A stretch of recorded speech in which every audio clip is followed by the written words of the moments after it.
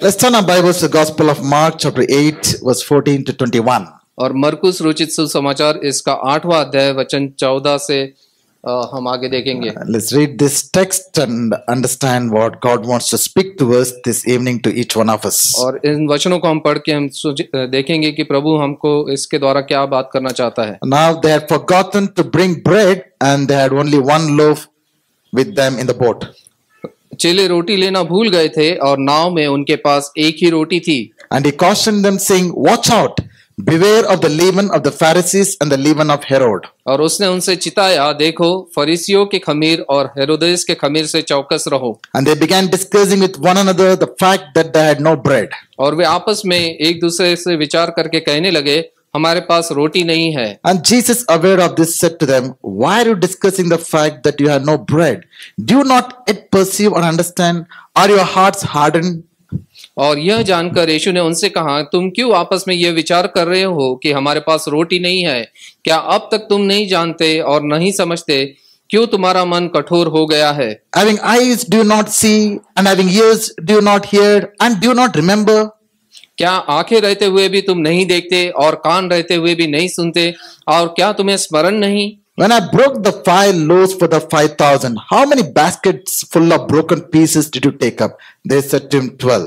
कि उस जब मैंने 5,000 को 5 रोटी तोड़ी थी और तुमने टुकड़ों को कितनी टोकरियां भर के उठाया था? उन्होंने उससे कहा, 12 टोकरियां। And the 7 for the 4,000, how many baskets full of broken pieces did you take up? And they said to him, 7. और जब 4,000 के लिए 7 रोटियां तोड़ी थी तो तुमने टुकड़ों की कितनी टोकरी भरकर उठाए थे? उन्होंने उससे कहा, 7 टोकरी। And he said to them, "Do you not yet understand?" और उसने उनसे कहा, क्या तुम अब भी नहीं समझते? I think sometimes when God looks at us, He might be saying the same things. Do you not yet understand? Do you not see? Do you not perceive? Now what I'm trying to tell you. और कई बार प्रभु जब हमारी ओर देखता होगा और वो भी इस प्रकार से कहता होगा कि क्या तुम अभी तक नहीं समझते? अभी तक के तुम्हें समझ में नहीं आया कि क्या मैं कर रहा हूँ? Just a little bit of context for us to understand what Jesus is trying to say here. और थोड़ा सा पार्श्वभूमि आपको देना चाहूंगा कि प्रभु यीशु मसीह यहाँ पे क्या कर रहे हैं। He was with a huge crowd for 3 days. और वो एक काफी बड़ी भीड़ के साथ में 3 दिन से था। And as always, he used to teach the things of God, about the kingdom of God, to the crowd who came to him. और जब भी भीड़ उसके पास आती है उसको प्रभु के राज्य के बारे में वो उनसे बात करता। At the end of 3 days, he knew there was no food and people will have tough time reaching their places. और 3 दिन के बाद में उसको पता था कि लोगों के पास में खाना नहीं रहेगा और उनको काफी मुश्किल होगी कि वो जाके रोटी ले। All the disciples had was 7 loaves and few small fishes. और शिष्यों के पास में केवल 7 रोटी और 2 मछली, उस प्रकार से कुछ था। And Jesus does this astounding miracle again of multiplying the 7 loaves and few fishes and feeds 4,000 men. और वहां पे प्रभु महान चमत्कार को करता है और वो 7 रोटी और कुछ मछलियों के द्वारा 4,000 से भी अधिक लोगों को वो खाना खिलाता है। After that miracle, he reaches the other shore. He reaches a place called Dalmanutha. और उसके बाद में उस जगह से वो जाके दूसरी जगह जाता है। उस जगह का नाम है Dalmanutha. डागमनुता। Then in that place, some Pharisees approaches Jesus और उस जगह पे कुछ फरीसी लोग यीशु के पास आते हैं and demands Jesus that he show them a sign that he is the Son of God. और वो फरीसी लोग यीशु से पूछते हैं कि मुझे कुछ चिन्ह दिखाओ ताकि हम जाने कि तू प्रभु का पुत्र है। Jesus is really upset with them. और यीशु उनसे काफी निराश है। Because they have been unable to believe, in spite of seeing all the miracles that Jesus was performing, they are not able to believe that Jesus is the Son of God. और प्रभु यीशु मसीह ने इतने सारे चमत्कार किए, उसके बाद भी ये फरीसी लोग विश्वास नहीं कर रहे थे कि प्रभु यीशु मसीह परमेश्वर का पुत्र है। From there, Jesus gets onto the boat with the disciples and goes to the other side of the shore. और उसके बाद में वो नाव पे शिष्यों के साथ चढ़ता है और दूसरे छोर पे वो जाता है। Meanwhile, disciples had forgotten to take any bread. और उस समय लोग जो शिष्य थे वो अपने साथ रोटी लेना भूल जाते They हैं। had just 1 loaf left. और उनके पास में केवल एक ही रोटी बची है। Their concern of not taking bread is understandable, especially when we understand those times in which they lived. और उस समय जो जिस प्रकार से लोग रहते थे तो हमको पता चलता है कि किस लिए वो रोटी लेना भूल गए होंगे। There are no restaurants like the way we see in our times. और उस समय पे कोई ऐसे होटल्स नहीं थे, रेस्टोरेंट नहीं थे जहाँ पे जिस प्रकार आज हमें देखने मिलते हैं। Anywhere around Bangalore you drive, you see so many restaurants, small, big, and all sizes of restaurants. और बैंगलोर में आप कहीं भी जाएंगे तो आपको कहीं भी छोटे बड़े कई प्रकार के रेस्टोरेंट आपको देखने मिलेंगे। So you don't have to worry about food as long as you have money. और जब तक के पास आपके पास पैसा है, आपको खाने की चिंता करने की जरूरत नहीं है। There were no Zomatos and Swiggy apps those days. और उस समय पे जोमेटो या स्विगी ऐप नहीं होते थे। So disciples were concerned that they're forgotten to take bread, and they know when dinner time approaches, there's nothing to eat. और इसलिए जो शिष्य थे वो चिंता कर रहे थे कि हम रोटी लेना भूल गए, और जब शाम का समय आएगा, जब भोजन का समय आएगा, तब हमारे पास कोई रोटी नहीं है। So Jesus is telling in that situation, beware, watch out for the leaven of the Pharisees and Herod. और इस समय यीशु उनसे कहता है कि चौकस रहो फरीसियों के खमीर और हेरोदेस के खमीर से। They didn't understand what Jesus was trying to tell them for a moment. और वो समझ नहीं पाए उस क्षण प्रभु यीशु मसीह उनसे क्या कहना चाहता है। They were thinking that he was talking about the bread that they had forgotten. और वो सोच रहे थे कि प्रभु यीशु मसीह कह रहा है कि जो रोटी ले जाना वो भूल गए उसके बारे में। When Jesus understands that they are not trying to understand what he was telling, he is asking them, why you still don't understand? Haven't you seen the miracles that are performed, and why are you still worried about bread? और यीशु को जब समझ में आया कि ये लोग नहीं समझ पा रहे कि मैं किस बात के बारे में चर्चा कर रहा हूं, तो वो उनसे कहता है कि क्या तुम भूल गए कि किस प्रकार से मैंने इतने सारे लोगों को खाना खिलाया। Disciples were worried about the bread, while Jesus was worried about the leaven of Pharisees and Herod. और जो शिष्य थे वो उस रोटी के लिए जो चिंता कर रहे थे, लेकिन प्रभु यीशु मसीह जो है वो फरीसी और हेरोदेस के खमीर के बारे में उनको चौकस कर रहा है। Today, even many times, we are worried about bread. और आज भी कई बार हम अपने रोटी की हम चिंता करते हैं। Bread means our needs. और जो रोटी का मतलब है कि जो हमारी जो जरूरत है उसके बारे में। We are more worried about the needs that we might have in our life. और हमारे जीवन में जो जरूरत है उसके बारे में हम काफी चिंता करते We हैं। might have some personal needs. और हो सकता है हमारी व्यक्तिगत जरूरतें हो, We might have some financial needs. और आर्थिक जरूरतें हो, We might have some family needs. और परिवार की जरूरतें हो, We have various kind of needs. और हमारी भिन्न भिन्न प्रकार की And many जरूरतें times हैं। you're worried about it. और कई बार हम उसकी चिंता करते We हैं are anxious about it. और हम उसके बारे में काफी We सोचते are हैं, wondering how these needs are going to be met. और हम ये कहते हैं कि ये हमारी जरूरतें कैसे पूरी होगी। Jesus wants to tell us, have you still not got it? और यीशु हमसे कहता है कि क्या अभी भी हमको समझ में नहीं आ रहा? Have I not done miracles in your life? क्या मैंने आपके जीवन में चमत्कार नहीं किए? Have I not met needs in your life? क्या मैंने आपकी जरूरतों को पूरा नहीं किया? Have I not done great miracles in your life? क्या मैंने आपके जीवन में महान कार्यों को नहीं किया? Jesus wants to tell you, forget about worrying about needs and think about the leaven of Pharisees and Herod that is able to penetrate your life and corrupt your soul. और यीशु आज कहना चाहता है कि जो हमारी जरूरत है उसकी चिंता हम ना करें, लेकिन जो फरीसियों और हेरोदेस का जो खमीर है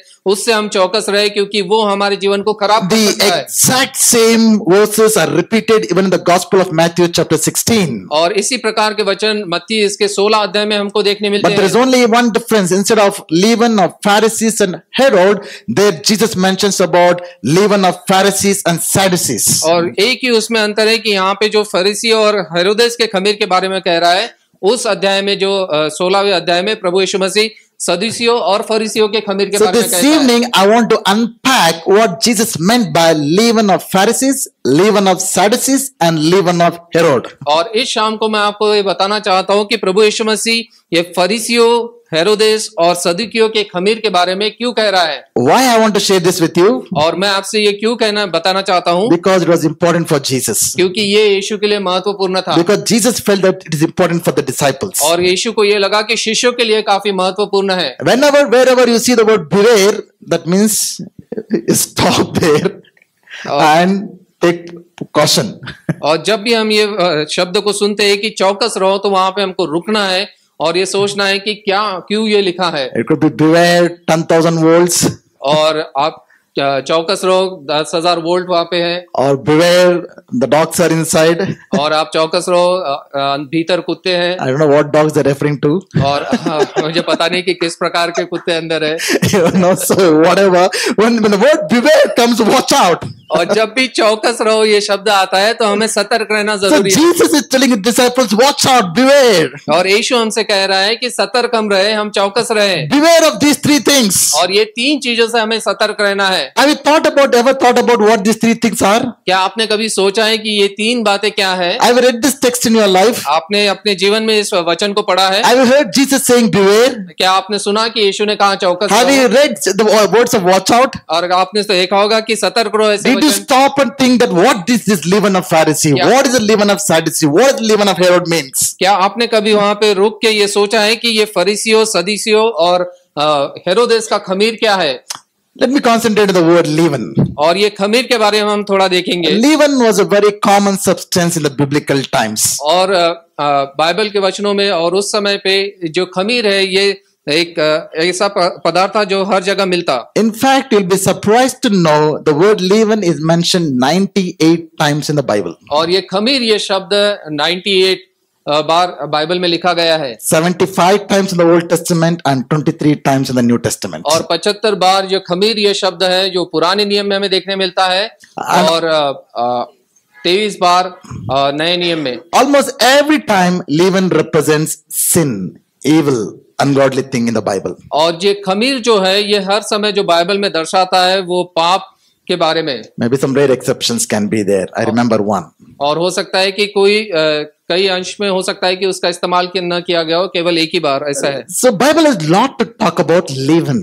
और बाइबल कई बार हमें बताती है इस खमीर इस शब्द के बारे It में। was a common substance found in every Jewish home. और ये यहूदियों के हर एक के घर में इस खमीर को हम पाते थे। Because bread was a common food to them like rice is to us. और क्योंकि रोटी उनका जो भोजन का मुख्य भाग था जैसे हमारे लिए चावल है। And they did not go to bakeries to get bread. They used to bake at homes. और वो लोग बेकरी में जाके रोटी को नहीं पकाते या ब्रेड नहीं बनाते, वो घर पे उसको पकाते। The leaven is not like our days packet of powder of yeast, but it used to be a lump of the old dough that used to be mixed with the new dough that used to ferment the entire dough. और जैसे आज हम लोग जाते हैं और हमको yeast मिलता है जो कि खमीर है का पदार्थ है जिससे हम ब्रेड बना सकते हैं, उस प्रकार से नहीं होता था। लेकिन पुराने नियम समय में जो पुराना गूंदा हुआ आटा होता था उसका थोड़ा सा भाग उसको लेते और उससे जो नया आटा है उसमें उस खमीर को मिलाया जाता। I want us to understand the nature of leaven and why it is compared to sin and other ungodly things in life. और ये खमीर के बारे में हम लोग थोड़ा देखेंगे और इसकी तुलना पाप के द्वारा क्यों की गई है इससे को हम देखेंगे। Just like a small lump of leaven is enough to leaven the entire unleavened dough, a small sin is enough in our life to corrupt our old soul. और जैसा ये थोड़ा सा खमीर जो है जो पूरे हुए गूंदे हुए आटे को वो खमीर वाला बना सकता है, उसी प्रकार से थोड़ा सा जो पाप हमारे जीवन में है वो हमारे पूरे जीवन को इस प्रकार खराब कर सकता है। Just like the leaven enters in a small way, works silently, steadily, gradually, and corrupts the entire soul, small sins in our life is able to enter our heart and corrupt our entire soul. और जिस प्रकार से ये जो छोटा सा खमीर है वो आके उस पूरे आटे को खमीर के रूप में बदल सकता है, उसी प्रकार से जो हमारे जीवन में थोड़े थोड़े पाप है जो कि शांति रीति से और साधारण रीति से हमारे जीवन में पनपते हैं आते हैं, वो हमारे पूरे जीवन को वो खराब कर सकते हैं। Could be a little bit of anger, और हो सकता है थोड़ा सा गुस्सा, little bit of lust, और थोड़ा सा माया लोभ, little bit of pride, और थोड़ा सा गर्व, little bit of jealousy, और थोड़ा सा ईर्ष्या, little bit of greed, और थोड़ी सी लालच, little bit of bitterness, और थोड़ा सा कड़वाहट, little bit of unforgiveness. और थोड़ी सी अमाफी। All these things, little things, if you are not careful, that's why Jesus is asking them to watch out. The little things have the potential to corrupt our whole life. और ये छोटी छोटी चीजें जो है वो हमारे जीवन को इस प्रकार से नाश कर सकती है, इसलिए यीशु मसीह कहता है कि चौकस रहो। One of the most powerful teaching about leaven is given in Exodus chapter 12. You don't have to turn there, but note it down. You can read it later. और निर्गमन इसके 12वें अध्याय में इस खमीर के बारे में हमको काफी सारी चीजें देखने मिलती है, आप घर जाके इसे पढ़ सकते हैं। The context in the chapter is that God was about to deliver Israelites from the bondage of Egypt. और यीशु मसीह और प्रभु इस्राएलियों को मिस्र देश से छुटकारा देने वाला था। We all know that Israelites were living in slavery to Egypt for close to 430 years. और हमको पता है कि जो इस्राएली लोग थे वो फिरौन की गुलामी में 400 वर्ष के करीब तक के वो गुलामी में थे। And God had raised up a deliverer in the person of Moses, to deliver Israelites from the Egypt. और परमेश्वर ने मूसा को तैयार किया कि ताकि उनको उसका छुटकारा देने के लिए उनसे निकाल सके। God had some devastating plagues come over the land of Egypt to reveal his mighty power to the people of Egypt. और प्रभु ने उस मिस्र के देश में कई महान कार्यों को किया और कई प्रकार के भिन्न भिन्न चमत्कार किए ताकि लोगों को वो दिखा सके अपनी सामर्थ और But उनको Pharaoh दिखा was सके। unwilling to let the people go, लेकिन फेरो जो था वो लोगों को वहां से जाने नहीं देना चाहता था। and God was about to do the one last plague after which the Pharaoh would let the people of God go. और प्रभु आखिरी एक चिन्ह और चमत्कार उनके जीवन में करने वाला था जिसके द्वारा फेरो इसराइलियों को वहां से जाने की इजाजत देगा। And that last plague was about killing all the firstborn of Egyptians and their livestock. और वो जो आखिरी जो चमत्कार था वो था कि जितने भी पहलोठे जो थे जो मिस्री लोगों के थे उन सबको प्रभु नाश करने वाला था। God gives some specific instructions to Israelites what they need to do to escape this death. God was about to pass over. If they had to escape the death, they had to do certain things. और प्रभु वहां से गुजरने वाला था और उनको एक कार्य को करना था जिसकी चेतावनी प्रभु ने उनको दी थी। अगर वो करेंगे तो जितने भी इस्राएली लोग हैं और उनके जो पहलोठे हैं वो बचाए जाएंगे। Every Israelite, according to the family, they had to pick up 1 year male old lamb. और एक जो 1 वर्ष का जो मेमना था उसको उनको लेके आना है। It was on the 10th day of the first month. और पहले महीने के 10वें दिन को इस प्रकार उनको करना है। On the 14th month, they had to slaughter that lamb. और 14वें दिन को उनको उसको बलि चढ़ाना है। They had to roast it with fire. और उसको अग्नि में भूंजना है। And eat that meat along with the unleavened bread and bitter herbs. और उसका मांस जो है जो अखमीरी रोटी है और कड़वे जो सब्जियां है उसके साथ खाना है। And they were supposed to apply the blood of the lamb on the lintels and both the doorposts. और जो मेमने का जो खून है उसको जो उनके जो चौखट है उसके दोनों ओर लगाना है, दोनों साइड में और ऊपर में। And God was passing over when he saw the blood. He used to pass over those houses and kill all the firstborn in the houses where the blood was not applied. और उस दरवाजे पे जहाँ चौखट पे मेमने का खून लगा है जब प्रभु वहां से गुजरेगा तो उस चौखट पे वो नाश नहीं करेगा, लेकिन जितने भी बाकी जगह खून नहीं लगा है उन सबको वो नाश करेगा। If you read these things carefully, those are powerful prophetic foreshadows what Christ would be doing when he comes to save the whole world from their sins. और अगर हम इसको ध्यान से देखें तो ये हमें दर्शाता है कि प्रभु यीशु मसीह जो आके करने वाले थे उसके बाद में उसको यहाँ पे पुराने नियम में दर्शाया जाता है। Of course, lamb represents Jesus. और जो मेमना है वो प्रभु यीशु मसीह को दर्शाता है। The lamb was to be spotless and blameless. और जो मेमना था उसके ऊपर में कोई भी वो अच्छा मेमना होना चाहिए, उसके कोई भी नुक्स नहीं होना चाहिए। Every year during the festival feast of Passover, Jewish people were supposed to bring lamb to the temple as an offering. और फसह के पर्व के समय में हर वर्ष जो यहूदी लोग है वो एक मेमने को लेके आते थे मंदिर में। I want to understand there's some powerful truths in these things that we need to learn and understand. और काफी गंभीर सत्य हमको जो है इन वचनों से देखने मिलते हैं जो हमें समझना जरूरी है। When a worshipper used to bring a lamb to the temple, और जब कोई भी आराधना करने के लिए एक मेमने को जब मंदिर में लेके आता, the priest observed the lamb and not the one who offered. और जो वहां पे जो याजक होता वो उस मेमने को परखता, ना कि जो व्यक्ति है जिसने मेमने को लेके आया। We should be glad about it. और हमें उसके लिए धन्यवादित होना है। We are not accepted because we are spotless and blameless. और हमको इसलिए नहीं कबूल किया गया है क्योंकि हम में कोई गुनाह नहीं है, हम में कोई अच्छी बात नहीं है। We are accepted by God and forgiven by God because the lamb was spotless and blameless was offered for our sins. और हमें इसलिए माफ किया गया क्योंकि जो मेमना प्रभु यीशु मसीह हमारे बदले में जिसको चढ़ाया गया उसके ऊपर में किसी प्रकार का कोई पाप नहीं, कोई दोष नहीं था। The lamb was roasted in fire. और उसको अग्नि में उसको जलाया जाता है। What does it mean? उसका मतलब क्या है? Fire represents the judgment of God. और जो अग्नि है वो प्रभु के जो कोप को वो दर्शाती है। Just like the lamb was roasted, Jesus, the wrath of God, the judgment of God for the sin of the world was poured out upon Jesus. और परमेश्वर पिता का जो न्याय है वो प्रभु यीशु मसीह के ऊपर में वो आया वो अग्नि के द्वारा इसे दर्शाया जाता है। And the bitter herbs that they're instructed to eat talks about the suffering that Jesus would go through on the cross. और जो ये कड़वी सब्जियां जो उनको खानी है उसके साथ में वो दर्शाता है कि प्रभु यीशु मसीह को जो क्रूस पे जो दुख सहने पड़े उसके बारे में। And the blood that they applied on the lintels and doorposts talks about the blood of Jesus that was applied. और जो मेमने का जो खून उन्होंने चौखट पे, दरवाजे की चौखट पे जो लगाया गया था, वो प्रभु यीशु मसीह के लहू को दर्शाता है। So my importance for this evening is about the unleavened bread. और इस शाम के समय जो मैं आपसे बात करना चाहता हूँ वो है अखमीरी रोटी के बारे में। God was telling them, I'm about to pass over. और प्रभु लोगों से कह रहा था कि मैं यहाँ से गुजरने वाला हूँ।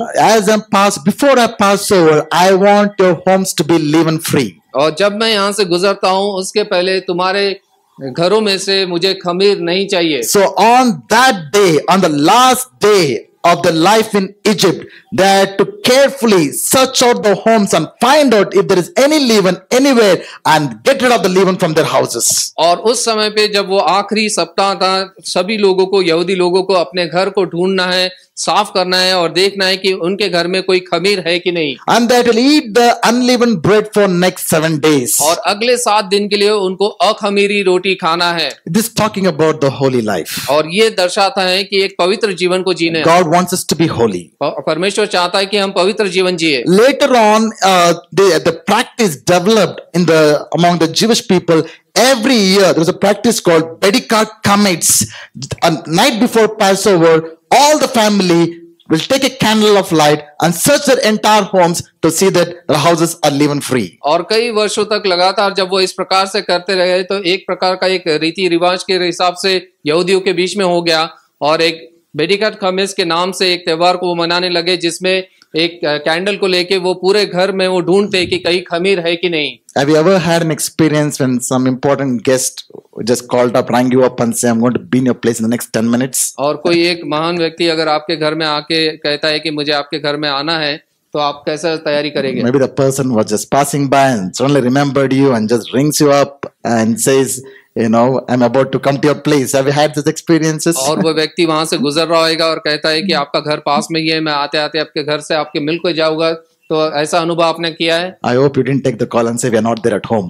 और आपने फोन उठा के ऐसा नहीं बुलाया कि हम लोग घर पे नहीं, आप बाद में आइए। No, when somebody is important is coming and very short time, we know how in a frenzy the house can get. We all get into task and see the house is clean. और जब कोई महत्वपूर्ण व्यक्ति आता है और तुरंत जब वो घर में आना है और देखते हैं कि हमारा घर किस प्रकार से बिखरा पड़ा है, हम तुरंत उसे साफ करने लगते हैं। We clean the living room and in record time we get the things out and clear and make sure that everything is clean and neat. और लिविंग रूम और सब चीजें हम सही रीति से अच्छे से कर देंगे और देखते हैं कि तुरंत सब चीजें सही जगह पे है। We know how to push all the things under the carpet into the wardrobe and make sure that everything is clean. और हमको पता है कि कैसे सब चीजों को उठा के कबर्ड में डालना है, कारपेट में डालना है और सब साफ सुथरा दिखना चाहिए। Something similar that God is saying, I am about to pass over and I want you to be clean, neat, tidy, holy. और वही प्रभु यहाँ पे कहता है कि मैं यहाँ से गुजरने वाला हूँ और मैं चाहता हूँ कि तुम स्वयं को स्वच्छ कीजिए और अच्छे रहिए। But this is not another guest, it is the holy God who is about to visit us. और ये केवल एक बार ये आने वाला ऐसा व्यक्ति नहीं है, लेकिन ये पवित्र आत्मा है जो हर समय हमारे साथ रहेगा। And I strongly believe in the next 7 days of a fasting prayer, God is going to pass over us. और अगले 7 दिनों में मुझे विश्वास है कि प्रभु हमारे ऊपर से वो गुजरने वाला है। God is going to visit us. और प्रभु हमारी मुलाकात लेने वाला है। God is going to deliver us the way God delivered Israelites from the Egypt, from the bondage of sin and slavery. God is about to move in powerfully and deliver us all the bondages that we got into in our lives. और मेरा पूरा विश्वास है कि इन 7 दिनों में प्रभु हमको छुटकारा देने वाला है, जैसे उसने इस्राएलियों को छुटकारा दिया था, उनके बंधनों को तोड़ा, उनके पापों को क्षमा किया और उनको वाचा के देश में लेके आया। उसी प्रकार से इन 7 दिनों में प्रभु हमारे साथ करने वाला है। How many of you want to experience that in your life? आप में से कितने लोग ये अनुभव अपने जीवन में करना चाहते हैं? It will not just happen that way, just like that. और ये यूं ही हमारे जीवन में नहीं होगा। Many of us are like very slothful when it comes to a spiritual life. I don't want to do anything, but I want God to do everything. और कई बार हम इस प्रकार से सोचते हैं और इस प्रकार कहते हैं कि मुझे कुछ करने की जरूरत नहीं है, प्रभु सब चीज मेरे लिए करेगा। Many I expect God like Santa Claus was always there to give you gifts. और कई लोग प्रभु को इस प्रकार से देखते हैं सांता क्लॉज के समान कि हर समय हमको आके कुछ तोहफे देगा या गिफ्ट देगा। Or rather, like some vending machine, you drop in a coin and things should come out. और एक वेंडिंग मशीन या एटीएम मशीन है, आप कुछ डालेंगे और तुरंत हमारे By पैसे the आएंगे। time you open your eyes from prayer, you want to see your prayers answered. और तुरंत जब हम हमारी प्रार्थना से आंख खोलते हैं, हमको प्रार्थना का उत्तर चाहिए। But we don't like to take any responsibility. और हमको कोई जिम्मेदारी लेने की इच्छा नहीं है। In Bible, you clearly see whatever happened, it was always a divine and human partnership. और जो भी हम देखते हैं बाइबल में जो भी कार्य हुआ है वो दैविक के साथ में लोगों ने भी उसमें कार्य किया है। God always initiated. और प्रभु ने हर समय पहला भाग लिया। God always invited. और प्रभु ने हर समय He आमंत्रित always किया। did the difficult part. और उसने हर समय मुश्किल कार्य को किया। And people had to respond and do their part. लेकिन लोगों को भी उनका जो कार्य है वो करना जरूरी है। So what did Israelites had to do? और यहाँ पे इसराइलियों को क्या करना पड़ा? They had to get rid of the leaven. और उनके घर में जितना भी खमीर था उसको पूरा निकालना पड़ा। God clearly says in Exodus 12, if you don't get rid of the leaven, you will be cut off from the people of Israel. और निर्गमन इसके 12वें अध्याय में हम देखते हैं कि अगर तुम्हारे मध्य में से खमीर अगर नहीं जाएगा तो तुमको इस्राएल के भाग से निकाल दिया जाएगा। So that's very serious. और ये काफी गंभीर बात है। So God wants to get rid of all the leaven in our lives during this season. और इस समय में प्रभु चाहता है कि हमारे जीवन में जितना भी खमीर है उसे हम बाहर निकाल दे। It's an amazing opportunity that God wants to give to each one of us to set our lives and homes and families in order. और ये एक अद्भुत मौका है जो प्रभु हमको दे रहे हैं ताकि हमारे जीवन, हमारे परिवार के जीवन और सब चीज को हम सही रीति से कर सके। No matter what situation, what mess we are in, there is an amazing opportunity that God wants to give to set things clear before God and get ready for the miracles that God wants to perform in our life. और भले ही कितनी भी गंभीर क्यों और खराब क्यों परिस्थिति हमारी क्यों ना हो, लेकिन प्रभु हमको फिर एक बार मौका दे रहा है कि हम हमारे घरों को हम सही रीति से कर सके। What is the leaven that is in your hearts? और हमारे हृदय में ये जो खमीर जो है वो Which क्या nobody है? might know, which nobody might know. और हो सकता है कि ये किसी को पता ना हो, But God knows. लेकिन प्रभु जानता है। Paul picking up the same imagery and write something powerfully in 1 Corinthians chapter 5 verse 6 to 8. और पौलुस यहाँ पे पहले कुरिन्थियों उसका 5वां अध्याय और 8वें वचन में काफी महत्वपूर्ण चीज लिख रहा है। Is making the a practical relevance of what we read in the Old Testament to the New Testament, bringing up the same imagery and is saying your boasting is not good. और वो यहाँ पे इस प्रकार से कहता है कि आपका जो गर्व करना ये उचित नहीं है। Do you not know that a little leaven leavens the whole lump? और ये आप कहते हैं कि जो छोटा सा जो खमीर है वो पूरे खमीर को पूरे आटे को खमीर बना देता है। Cleanse out the old leaven that you may be a new lump. और इसलिए जो पुराने खमीर को और जो बुराई है उसको आप दूर करो, As you really are unleavened. और जिस प्रकार से ताकि तुम अखमीर हो जाओ। For Christ our Passover lamb has been sacrificed. क्योंकि हमारा भी फसह जो मसीह है बलिदान हुआ।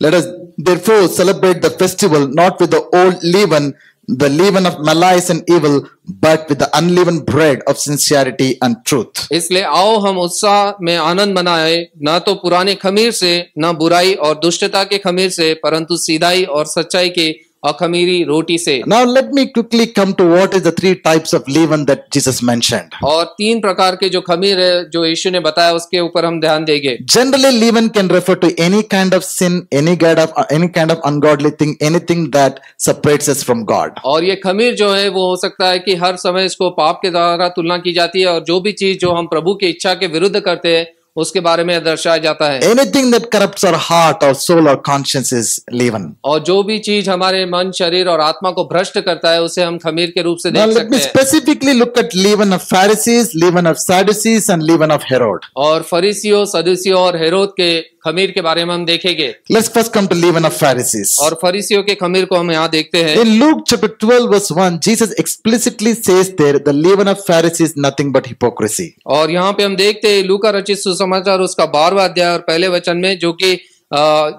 जो फरीसियों का जो खमीर है वो एक पाखंडी के रूप में है। Pharisees were the religious group of people during Jesus' time. और जो फरीसी जो थे एक धार्मिक व्यक्ति थे यीशु के समय पे, They are mostly from middle class family. और वो मध्यम क्लास फैमिली के सामने आते, They knew the scriptures well.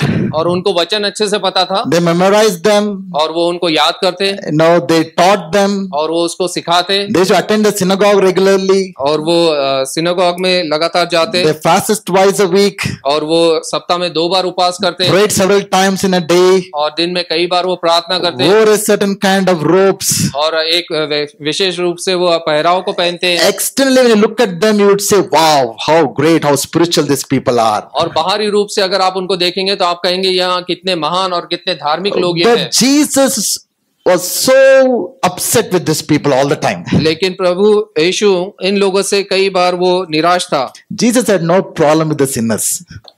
और जो पापी लोग थे उनसे प्रभु को कोई तकलीफ नहीं He थी। had a good time with the prostitutes, drunkards, tax collectors, common people. Jesus was very happy with them. और जो पियक्कड़ थे, जो पापी थे, और जितने भी जो चुंगी लेने वाले लोग थे, उन सब के साथ में यीशु मसीह अच्छे से बात करते। But if you looked at the Pharisees, I think his BP would rise. और लेकिन जब वो फरीसियों को देखता तो उसका जो बीपी है वो बढ़ जाता। Because they portrayed something outside which they were not inside. और वो बाहरी रूप से तो कुछ और दिखाते, लेकिन अंदर से वो कुछ और थे। The word hypocrite is mentioned 17 times in the New Testament. और यहाँ पे जो कपटी जो हमको ये शब्द दिखता है वो 70 बार हमें देखने को मिलता है। And all the 17 times is used by Jesus. और ये एक ढोंगी के रूप में जो कहा जाता है वो 70 बार प्रभु यीशु मसीह ने कहा है। The word hypocrite comes from the Greek word called hypocrisis. और हिपोक्रेसिस ये यूनानी शब्द से ये शब्द आता है। In Jesus' time, the word hypocrite was used for a person who used to, act on a stage on a drama by wearing masks over their faces. और जो व्यक्ति जो ड्रामा करते या नाटक करते और जो अपने चेहरे पे मुखौटा लगाते हैं उनके लिए ये शब्द इस्तेमाल किया जाता। Have you seen those dramas on the stages? People who wear masks. और आपने वो नाटक देखा होगा जहाँ लोग अपने चेहरे पे मुखौटा लगाते हैं। Initially, it was not a bad word. और ये पहले तो ये बुरा शब्द नहीं था, Later, it became a very bad word. लेकिन उसके बाद में ये शब्द है वो बुरा हो गया। Because it was referred to people who act. और ये ऐसे लोगों के लिए इस्तेमाल करने लगा जो कि ढोंगी है। So I want us to understand, hypocrisy is not gap between who we want to be and who we are. That's not hypocrisy. और ये हिपोक्रेसी जो शब्द है या जो ढोंगी जो है या इसका ये नहीं है कि जो व्यक्ति हम है और जो दर्शाना चाहते हैं उसके बीच का अंतर नहीं है। It is not even a gap between what we actually want to do and what we are doing. It's not even that. We all fail in this. और इसका मतलब ये भी नहीं है कि जो हम करना चाहते हैं और जो हम कर नहीं पा रहे उसके बीच का जो अंतर है वो नहीं है। But it is a gap between your private life and a public life. लेकिन जो हमारा जो व्यक्तिगत जीवन है और जो हमारा सांसारिक जीवन है उसके बीच का जो अंतर है वो दिखता है। And do you know what matters to God the most? और प्रभु के लिए सबसे चीज महत्व क्या रखती है? Do you know who you really are? क्या आपको पता है कि आप सही में आप कौन है? Do you know who I am? Am I really? When can I really be known?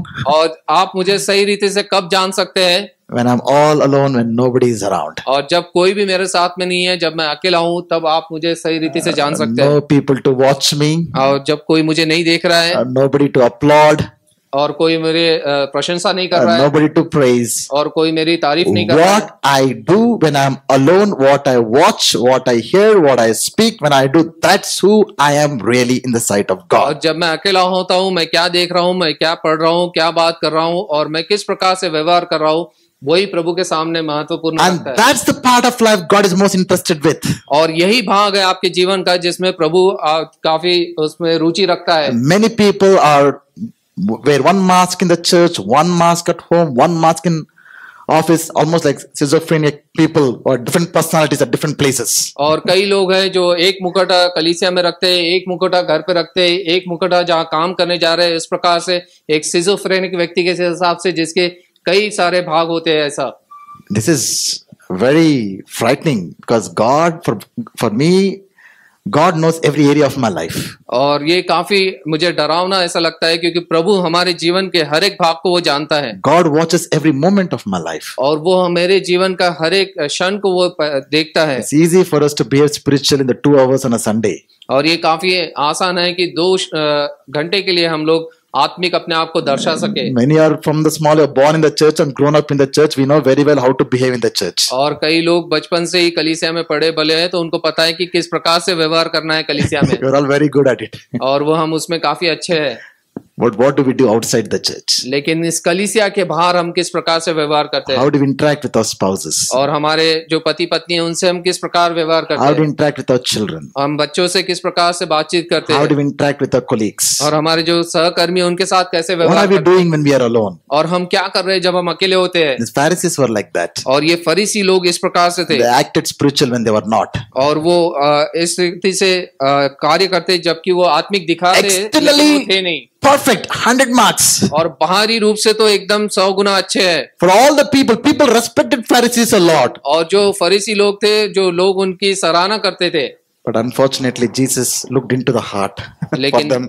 यीशु मसीह जो है उनके हृदय को वो देख रहा था, God looks into our hearts. और प्रभु हमारे हृदय को देखता है, He's not just looking at our outward piety, और वो हमारी जो बाहरी रूप को वो नहीं देख रहा है, but He's looking for inward purity. लेकिन वो अंदरूनी शुद्धता को, पवित्रता को देख रहा है। God is asking us to remove the leaven of Pharisees, which is hypocrisy. Come, be truthful. It's not asking us to be perfect, but it's asking us to be honest. लेकिन यहाँ पे यीशु मसीह जो कह रहा है कि जो फरीसियों का जो खमीर है उसको हम निकाल दे, जो कि हम ढोंगीपन है या फिर इस प्रकार से जो मुखौटा पहने हैं उसको हम निकाल दे, Just come, Lord, this is the area I'm struggling. और हम साधारण रीति से और प्रभु से कहे कि इस क्षेत्र में मुझे मेरी Lord, सहायता I करें। want help. I want to change in this area. आप मेरी मदद कीजिए, मैं बदलना चाहता हूँ इस प्रकार God से। will be so happy to help you and to give you the grace rather than covering it up and acting as if everything is perfect. और प्रभु काफी आनंदित होगा और आपको वो मदद करेगा कि इसमें से आपको बदलाव को लेके आए। Quickly, let's move to leaven of Sadducees. और सदुसियों का जो खमीर था उसके बारे में हम देखेंगे। Sadducees are a very wealthy group of people.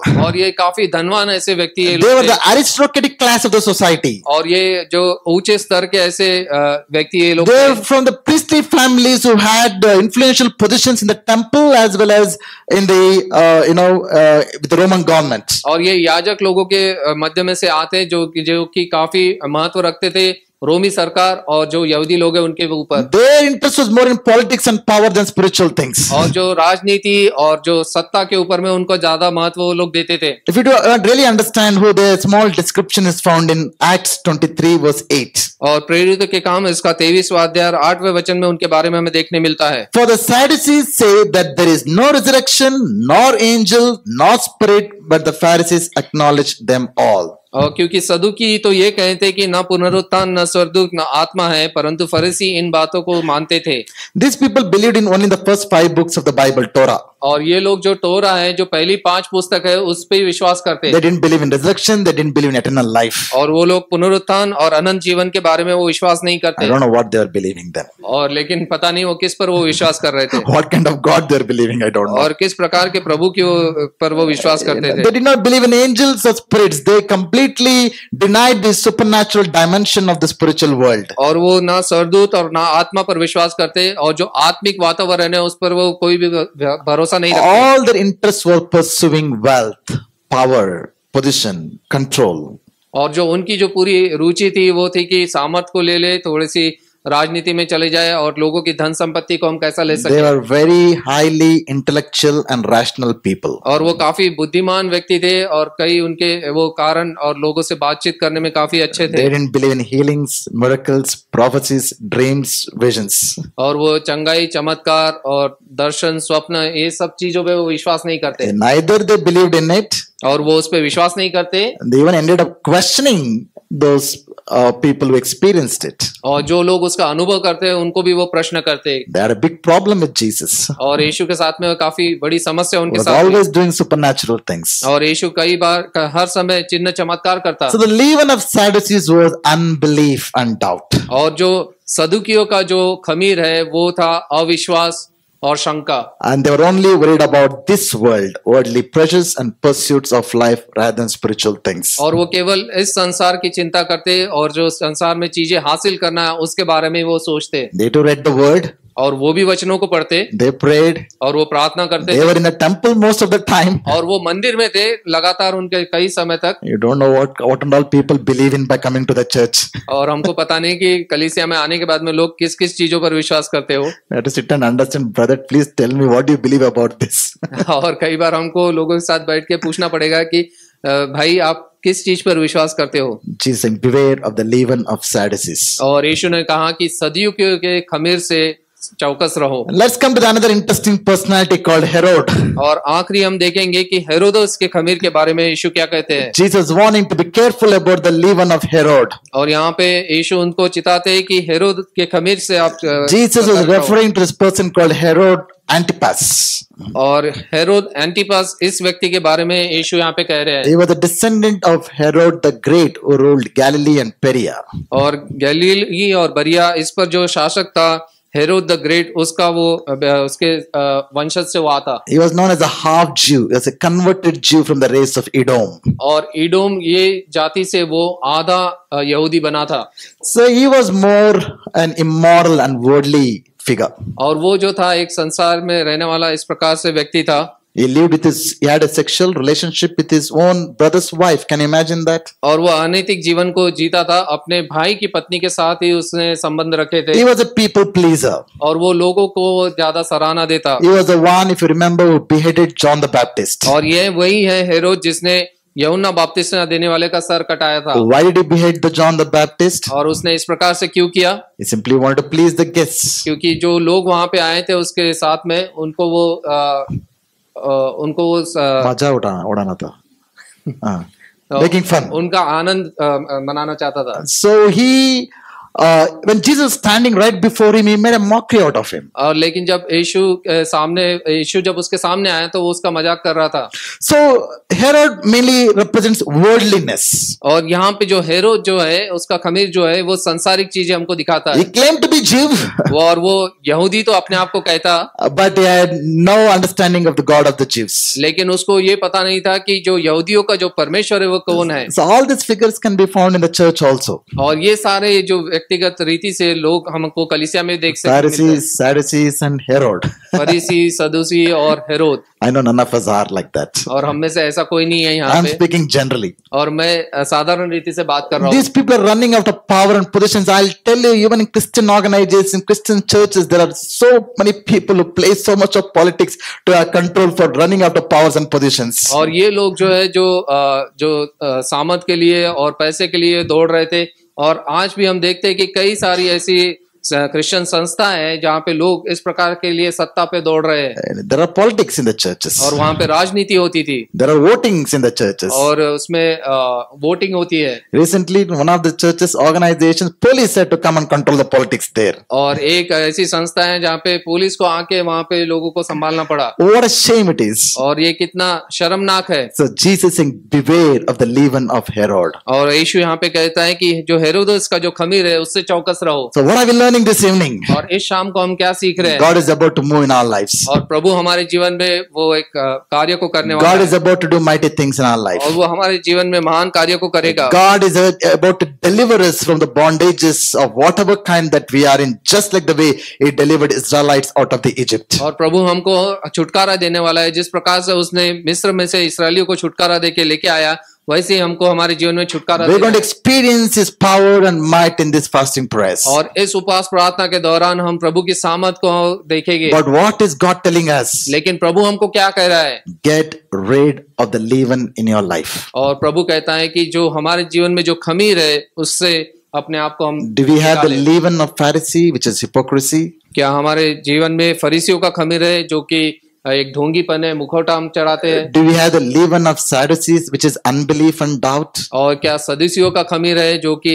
अविश्वासी है और शंका करना है? Do we have the leaven of Herod, which is worldliness and corruption? क्या हेरोद का खमीर है जो कि सांसारिक रीति है और जो भ्रष्टाचार है उसको Compromise with the things of the world. जो संसार की चीजों से हम समझौता करते हैं? Whatever it is, or if anything different from this, if any kind of leaven that we have, let's take this season in our lives as a church.